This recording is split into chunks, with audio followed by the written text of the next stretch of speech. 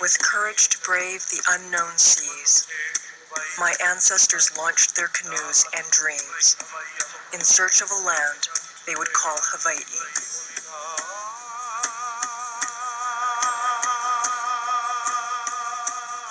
It is to you, whose spirit enfolds me like a strong yet gentle wind, that I ask to lift my voice and carry it far. I am a child of Hawaii, a descendant of high chiefs, astronomers, philosophers, and teachers. I have a story to tell, a story vastly different from the one commonly known.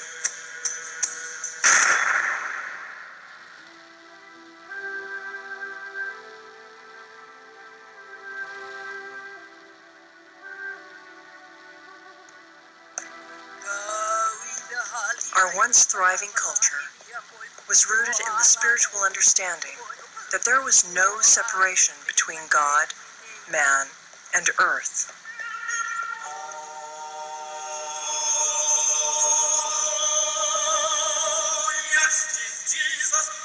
By the late 1700s, foreigners arrived bringing with them ideas alien to our philosophy. Our land, which we considered sacred, was suddenly being bought and sold.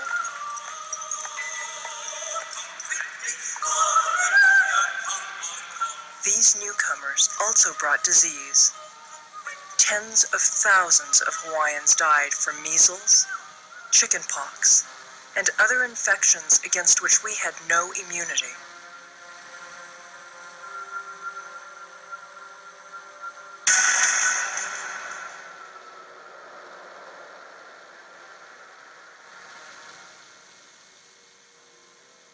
Members of the American Board for Foreign Missions came to Hawaii to preach and established a lasting American presence.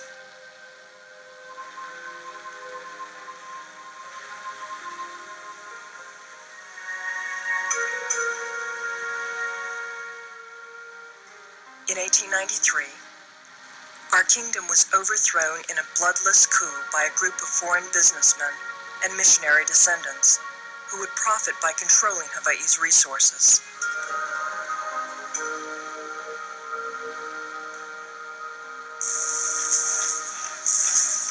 They were supported by the United States Minister to Hawaii and armed Marines from the gunship Boston.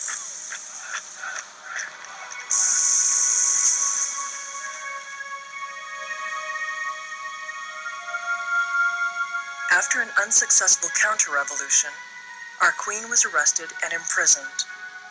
Upon her release, she went to Washington for help. President Cleveland directed Congress to restore her to her throne. But before Congress could act, William McKinley became president and ignored her pleas. Queen Liliuokalani was eventually forced to sign a decree of abdication. 5 years later, Congress officially annexed Hawaii as a U.S. territory. Queen Liliuokalani of Hawaii ruled in Honolulu, destined to become American territory. For Hawaii requested to be taken under the American flag. The Queen, last of a long line of Polynesian rulers, signed the abdication that made Hawaii an American possession. The American Navy took control. Governor Dole, the gentleman with the spade beard, was the first American ruler of Hawaii. The Queen was dispossessed not only of her power and her rule, but the Queen was also dispossessed of her lands.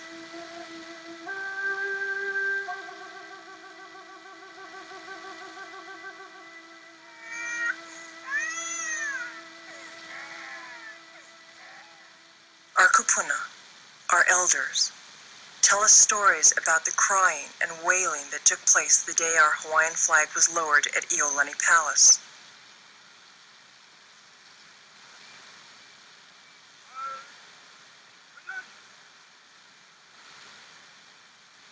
To our people, this marked the loss of our independence and self-government. They say the kanikau, the wails of grief, could be heard throughout Hawaii.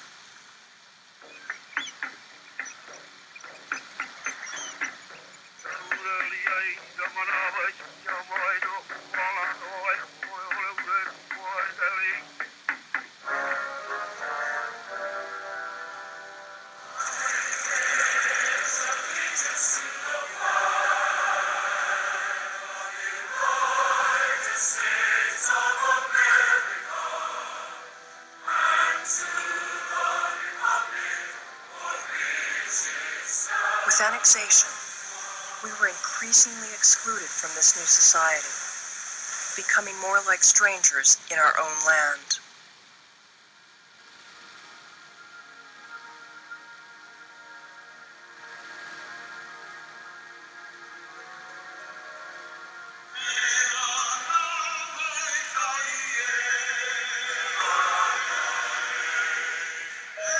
The notion of original sin was foreign to us, as were the Christian principles derived from this concept.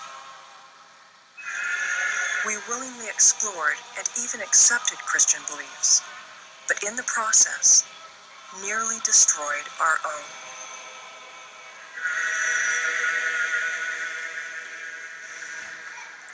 Most Hawaiian students were taught farming and homemaking, while children from missionary and other privileged homes were taught arts and letters and the sciences in order to ready them for positions of leadership.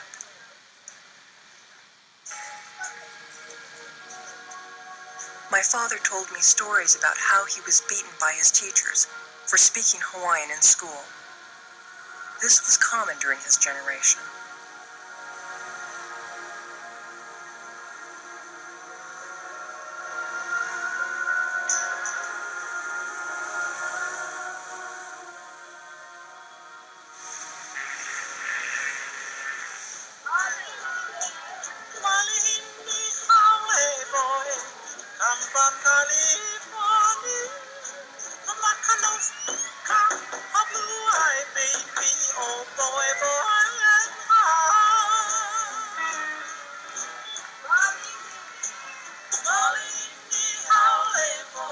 As we moved into the 20th century, developers were quick to transform the land.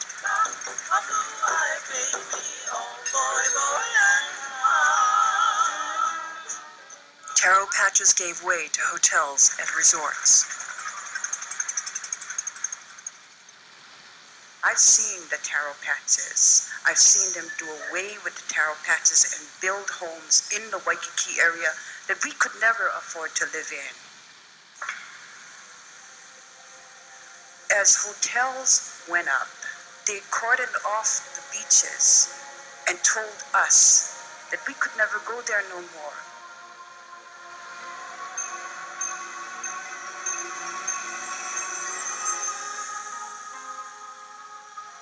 At the opening of the Royal Hawaiian Hotel, on the site of what had once been the training ground for high chiefs, among a sea of faces, the only Hawaiians present were the royal family, the entertainers, and the hotel help.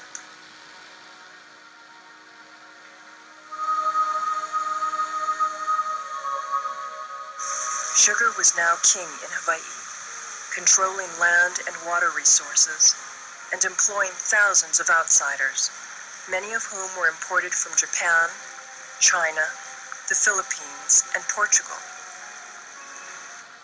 This immigration would dramatically alter our ethnic complexion with eventual intermarriage. Ownership of land changed hands from Hawaiians to outsiders. Those who inherited the greatest shares were descendants of the original missionaries, who came to do good and did well.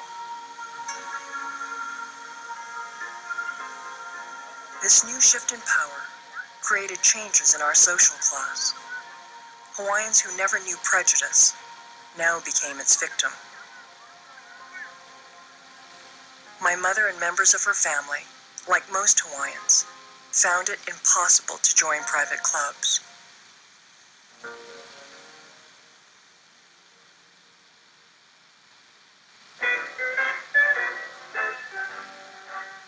It's not the islands there that are calling to me.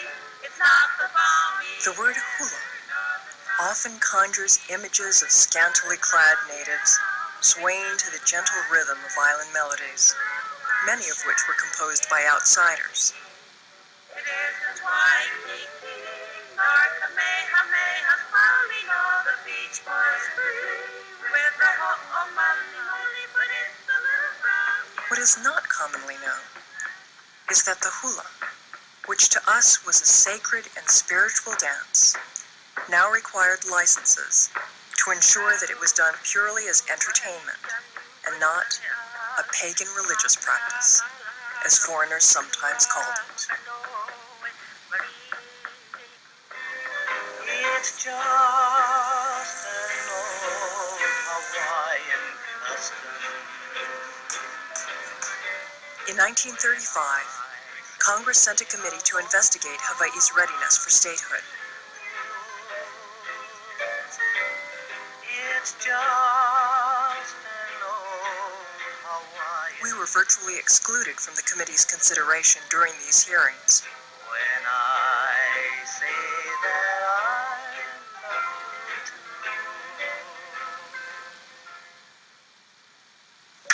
The U.S. military's presence in Hawaii began when it gained control of Pearl Harbor in 1876.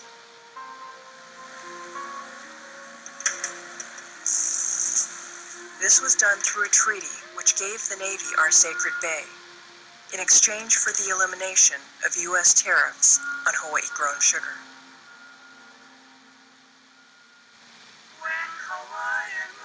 Hollywood built a fantasy around us, idyllic and savage, mystical and silly. We were portrayed as carefree natives, when in reality, we were struggling. Movie stars, businessmen, dignitaries, and the wealthy came to visit our exotic U.S. islands, oblivious to the fact that our Hawaiian people were in trouble. Unable to continue our traditional way of life, many drifted into Honolulu to find work on the streets of the city. Poverty, never before a part of our culture, became commonplace. Yesterday, December 7th, 1941, a date which will live in infamy. The United States of America was suddenly and deliberately attacked by naval and air forces of the Empire of Japan.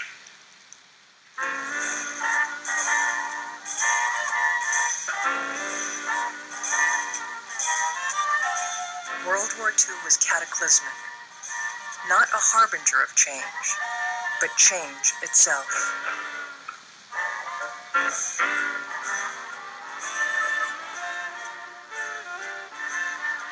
Now Hawaii was undeniably American. My father believed that it was his patriotic duty to enlist in the military. He eventually became a major in the U.S. Air Force and invented a submarine detector using sonar. This invention saved thousands of lives during the war. Waikiki,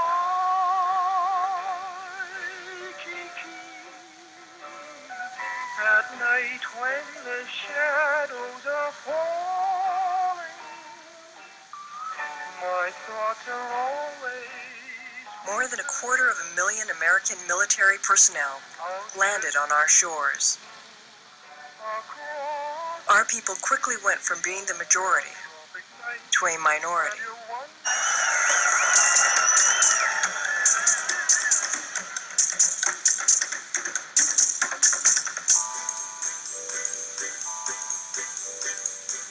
It was into this multi-ethnic society that I was born to parents of Hawaiian, Chinese, and Caucasian ancestry in 1956.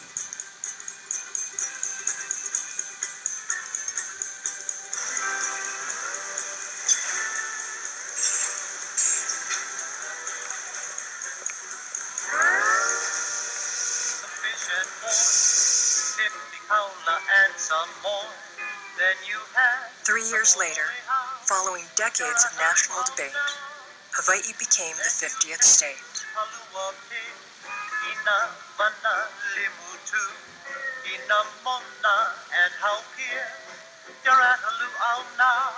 Statehood was conferred only after Congress recognized Hawaii's key military significance.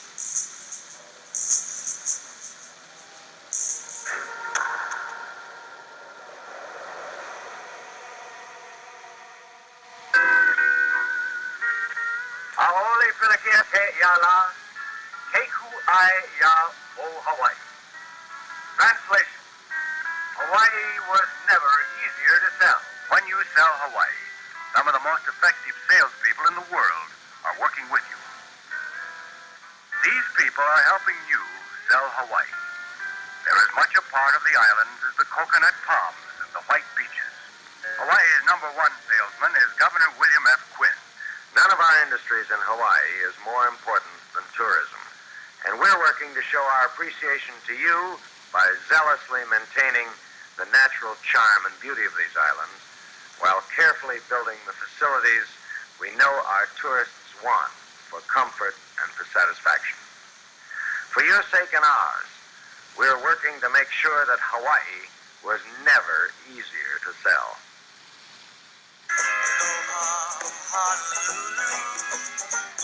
Here I come with some friends of mine.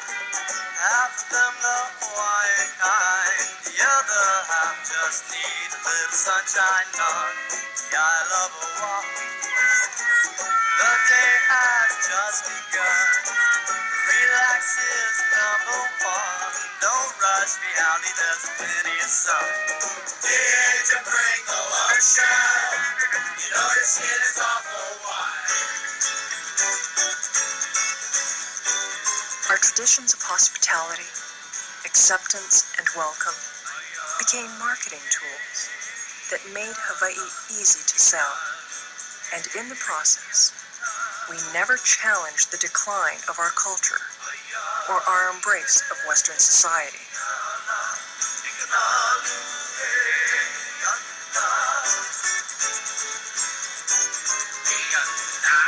Like most American teenagers, my friends and I tried hard to look like the girls we saw on the pages of 17 magazine. The irony is, we never really could. In 1978, I was still aspiring to be the all-American girl. Miss Hawaii! My name is Elizabeth Lindsay, and my state pageant is held in Honolulu. Miss Idaho! Most conflicts, however, were far more serious than the Miss America pageant.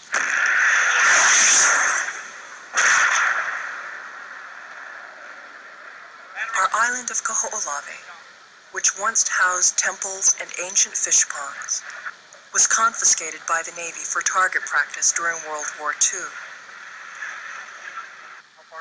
For 50 years, the Pentagon invited armed forces from South Korea, Australia, New Zealand, and other nations to join the military in practicing war maneuvers on our island. There is a very real requirement for the Kaho'olawe Island Target Complex. Philosophically, Kaho'olawe represents a conflict between two different attitudes and ideas of the way man should relate to his environment.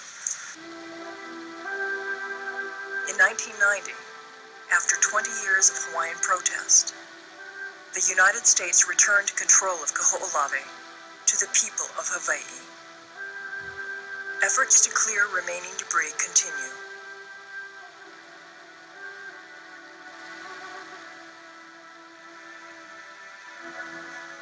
This island may never be habitable again.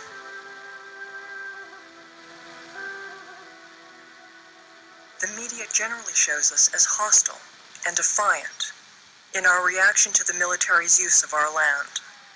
In reality, we are only trying to preserve what had always been ours.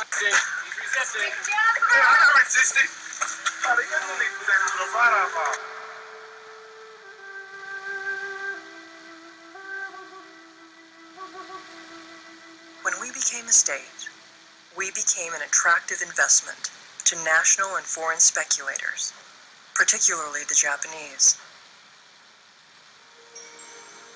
The scarcity of land and escalating land leases dramatically raised our cost of living and lowered our quality of life, creating homelessness, poor health, and poverty. Members of the Ohana Council set up camp at Makapu'u Beach 3 weeks ago. They say up to 20 families live here at any given time. Fronting their village are different flags flown upside down, traditionally a sign of distress. In efforts to respond to the plight of Hawaiians without land, the U.S. Congress passed the Hawaiian Homestead Act in 1920.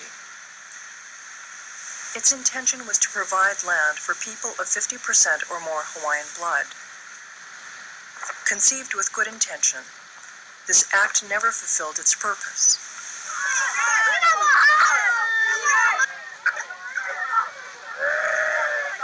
At Waimanalo, on the island of Oahu, homeless Hawaiian families were evicted from a public beach on Hawaiian homelands. We're not gonna live on the streets! We don't have a house! Yeah!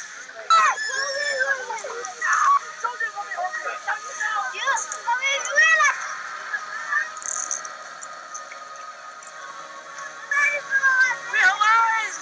This is our land! This is how we are alive! My mother worked all her life to acquire land for our family. She applied for Hawaiian homelands and was placed on a waiting list. She died more than 10 years later, still waiting. Like my mother, many qualified Hawaiians wait a lifetime and never receive their allotment of land. My sisters and I, like most of our generation, failed to meet the blood quota requirements established 75 years ago.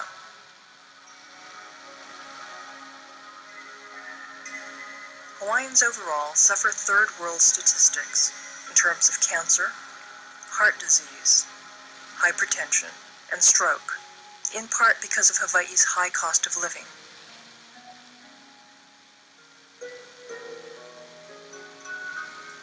Diabetes is skyrocketing at 197% more than any other ethnic group in the United States, as is infectious disease at 103%.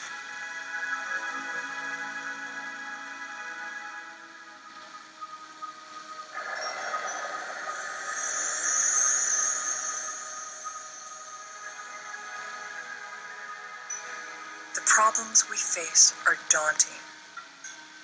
But rather than respond to these issues in riot and rage, we raise our voices in another way. Be the voices behind the face of the Hawaiian nation, the Hawaiian nation. On January 17, 1993, I joined more than 10,000 people in a march to Iolani Palace to recognize the 100th year of the forced abdication of our nation.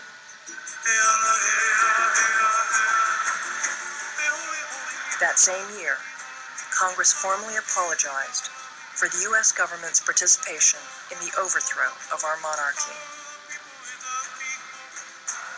In 1995, President Clinton signed a bill restoring a portion of our land. This is a beginning.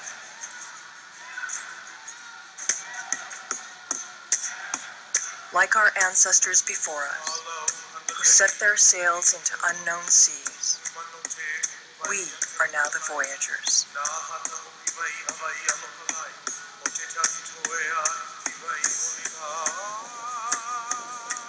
Through storm and calm we sail, guided by the wisdom of our ancestors, which reminds us that whatever history has done, we are and will always be an unvanquished people.